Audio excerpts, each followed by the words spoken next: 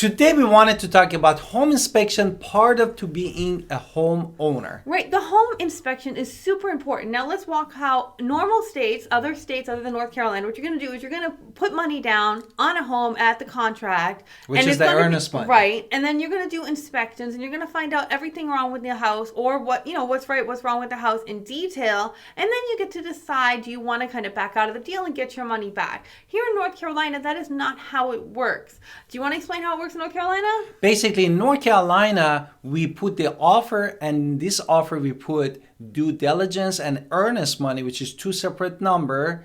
And then if the seller... But due diligence is non-refundable, and most people care about the due diligence fee in our contract. Exactly. But I just wanted to say that if the homeowner basically sign your offer, then you owe them the due diligence. Right, you owe the due diligence fee and it is non-refundable. However, even with that, we would recommend you should get a home inspection because home inspection is going to give you a full understanding of the home. We might have walked the home, we might have fallen in love with the home. I might have did a video tour for you and told you everything I saw about the home, but I am not a home inspector. I'm a real estate agent, so I can tell you that the floors seem good.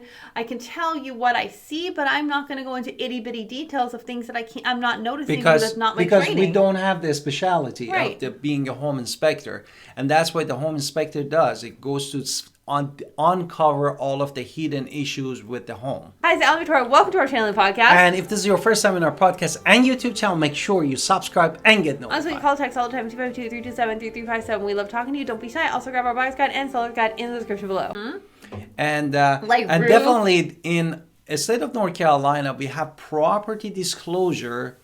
And then in this property disclosure, the homeowner are allowed to basically do no representation, meaning that everything is the home buyer responsibility to find out if anything is wrong with the property that they are purchasing. Right, so the home inspector is going to tell us about the HVAC, the electrical, the plumbing, and if we need to get a more specialized inspection as well.